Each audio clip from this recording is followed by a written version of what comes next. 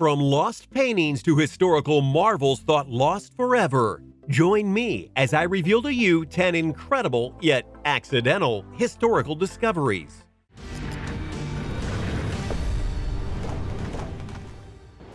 10. Lascaux Cave. There are many caves in the world today, and many of them are unexplored. So it's not surprising when a group of teenagers wandered into a cave and found art that was truly historic. This particular accidental discovery happened in France in 1940, which, given the time period, is actually quite extraordinary, as that was near the peak of World War II. These particular kids weren't looking for a cave, rather, they were roaming around the forest near Montignac. Suddenly, one of their dogs got a scent of something, and the teens followed it until they found the entrance to a cave. The nose of a dog is incredibly sensitive, but to pick up a scent of what they found is truly intriguing. One of the teens went into the cave that they found, and to his surprise, he found himself looking at thousands of cave paintings. That must have been a truly unique sight and experience. Being teens, they decided to keep this secret to themselves for a while so they could explore it. But eventually, they told their school teacher, which makes a lot of sense when you consider they were teens and didn't know who else to talk to about this. And that teacher informed an expert about it, and the cave was later verified as very real and authentic. After some research and study about the place, it was later labeled the Sistine Chapel of the Prehistoric Art and made open to the public for viewing. Even more fascinating, though, is that estimates on the art put it at 15,000 to 17,000 years old, which is incredible because it means it lasted through many events that could have destroyed it, but instead remained perfectly intact and just waiting to be discovered. Number 9. New Dead Sea Scrolls Cave. Without a doubt, the discovery of the Dead Sea Scrolls is one of the most important finds in the history of archaeology, because not only was a great find in terms of the Christian religion, it was some of the oldest texts found within that religion ever. Plus, those were found by kids too. 11 caves contain many scrolls and parchments and other artifacts linked to the scrolls. And then, in 2017, another accident led to another discovery concerning the scrolls. Mainly, a new cave with new scrolls had been found. To be clear, though, another remnant from the Dead Sea Scrolls wasn't technically found. Rather, a scroll that was clearly prepped to be written on soon was found. However, with such a cave existing, it proves that other remnants of the Dead Sea Scrolls could be out there right now. This exciting excavation is the closest we've come to discovering new Dead Sea Scrolls in 60 years, said Dr. Oren Gutfeld, an archaeologist at Hebrew University's Institute of Archaeology and director of the excavation. Although at the end of the day no scroll was found, the findings indicate beyond any doubt that the cave contains scrolls that were stolen. The search is now on to see where other fragments or pieces of the scrolls could be. 8. The Tomb of Childeric I. The date was May 27, 1563. A man was working at a church of St. Brice in Tournai. As he was doing his work and digging in the dirt, he came across something he didn't expect: gold coins. Naturally intrigued, he went and kept digging. And while he did find more gold, he also found a tomb, one filled with treasures, one of which was a ring that revealed that this was the tomb of a former king, Childeric I. He was the king of the Salian Franks, and he was put to rest around 481 CE. And remember what I said about the gold he found? Well, it wasn't just a few coins. It was actually 100 more coins, gold and garnet-ornated swords, horse fittings and buckles, a solid gold torque, a gold bull's head, 300 gold bees, and a gold signet ring. Sadly, this accidental discovery doesn't have a happy ending. For 200 years after it was discovered, some thieves decided to break in and steal just about the entire treasure trove. Only a few pieces were left when they were done. Still, for a few hundred years, it was a magnificent thing to behold, and proof that history is sometimes just waiting to be dug up. Before we continue, be sure to like the video and subscribe to our channel so you don't miss our weekly videos. Number 7. The Venus de Milo. If you didn't believe me in regards to history just waiting to be dug up, here's another great example of that happening in history. On the Greek island of Milos, a couple of men were digging for antiques on an ancient ruin on the island. So basically your standard archaeology when you think about it. One of the diggers was a man named Yorgos Kentrotas, but he wasn't looking for treasures, rather, he was looking for marble for building blocks, a common practice in that time. As he continued to dig, though, he discovered a part of a statue that is known as the Venus de Milo. Nearby, a Navy officer of all things named Olivier Vautier saw this, and he convinced Kentratos to help him in digging it up in full. They were very grateful that they did, because after realizing what they had found, Vautier went to the French ambassador of the Ottoman Empire and had him purchase it. The statue was then given as a gift to King Louis XVIII, who gave it to the Louvre, where it remains to this day for people to observe and appreciate. The Venus de Milo is considered one of the greatest works of ancient Greek sculptures and was made by Alexandros of Antioch. It's believed to be a sculpture of the Greek goddess Aphrodite, who is the goddess of love and fertility.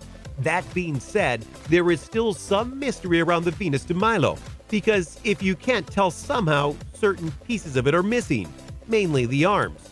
To that end, because there is no photo evidence of what it's supposed to be, the true meaning or position of the Venus de Milo is unknown and likely lost to history, unlike the statue. 6. OLDUVAI Gorge. The true point of archaeology is to learn more about the past of the world itself, and in Tanzania, the past of the world got a bit clearer via an accidental discovery in a place called OLDUVAI Gorge.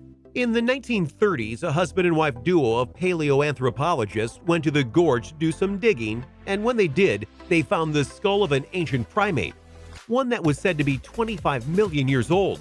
Nearly 30 years later, that same duo made another discovery, but this time it was of a human skull, one that dated about 1.7 million years ago, which at the time made it the oldest remains of a human ever discovered.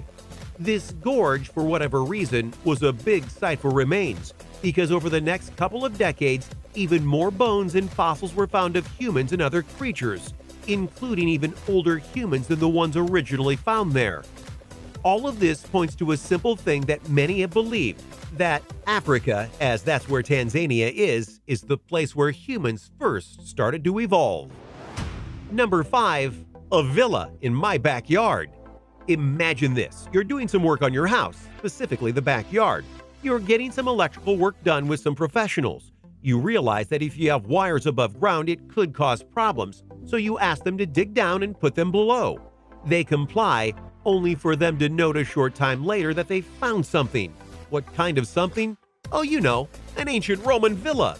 Fantasy story? Not even close. This actually happened in Britain, which the Romans occupied in part during their reign, where a Roman villa was found a mere 18 inches beneath the surface of a man's house.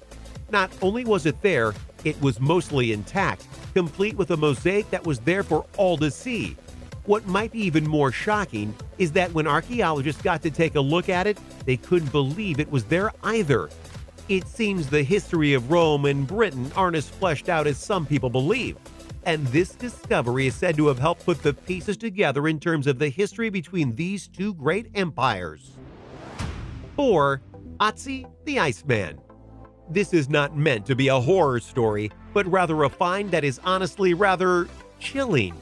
You see, in 1991, two German tourists were going along the mountain pass on Hölzenjoch and Tissenjoch when they came across a frozen body. Given the height they were at and the placement of the body, the two thought it was the body of a hiker who had gotten trapped in the snow, which is very plausible as hiking accidents like this do happen somewhat often. However, in regards to the truth of the body, it was much more interesting, for the body was old, and more importantly, it was mummified. They had accidentally found Europe's oldest and naturally found mummy, meaning that it wasn't made by human hands. It was later named OTZI because of the mountain in the Alps from which he was found. This mummy has led to new light being shined on early Europeans, and many scientists are dissecting every little piece of information they get on the body to find out even more. While the discovery itself is a very important part of history, there is a bit of a dark side to this, because like many mummies found on accident, there were ramifications. Mainly, the two hikers that found OTZI died not too long after the discovery. Number 3. Ancient boat in the Sea of Galilee. Sometimes the biggest kinds of accidental discoveries are ones that come from nature itself and not exactly from mankind exactly. For example, there were two brothers named Moshe and Yuval Lufan, and they were young archaeologists with a dream of finding out about Israel's past via artifacts in the ground. Yet their biggest discovery only came when the Sea of Galilee suffered a great drought and thus lowered the water levels immensely. When the water level dropped, it revealed a massive boat for them to learn more about. The dig to uncover the boat took 12 days and nights due to the size of it and where it was in the lake bed.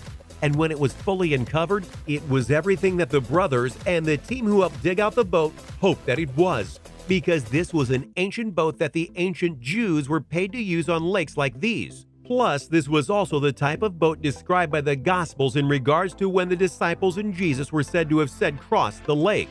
That's quite a find, and it's all thanks to timing and Mother Nature. 2. NAZCA lines. Okay, this one is a bit tricky, because in South America, on the coastal plateau of Peru, there are massive etchings on the ground made by the ancient people of the land, the NAZCA. These etchings are miles long and can only be viewed in their true beauty from a high place. What makes them special isn't just the size and accuracy of the drawings, but rather their age. The oldest one is said to be from 500 BC, making many wonder how exactly the NAZCA made them all. As for discovery, that's up for debate, because they've been there for thousands of years, and the local people knew about them at some point because the hills nearby where the lines are were high enough to show off their shapes. But it wasn't until the 1940s that the lines were actually heavily researched.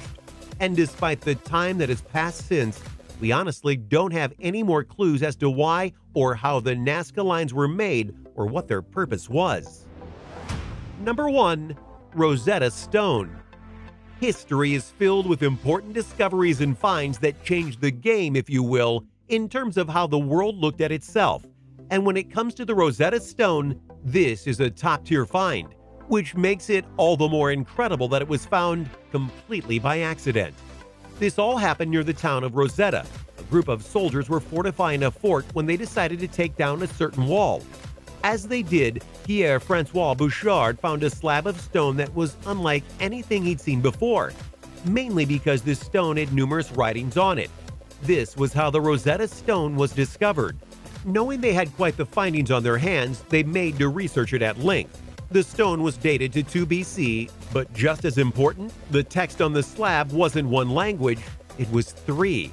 Hieroglyphics, the symbols seen on Egyptian tombs and pyramids, Demotic, another Egyptian language, and then there was Greek, something that many people were surprised to find on the slab.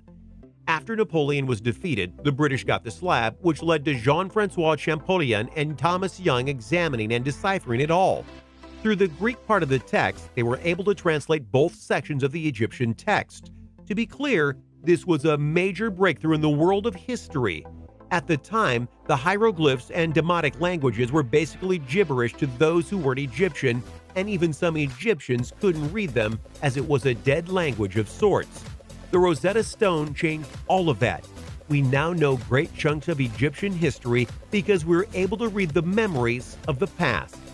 The impact of the Rosetta Stone can be felt to this day, and it's not only a cultural icon in and of itself, it's referenced many times to mean a way to translate something, which is exactly what it did. And the world should be grateful that a remnant found during a war led to a great deal of understanding about history.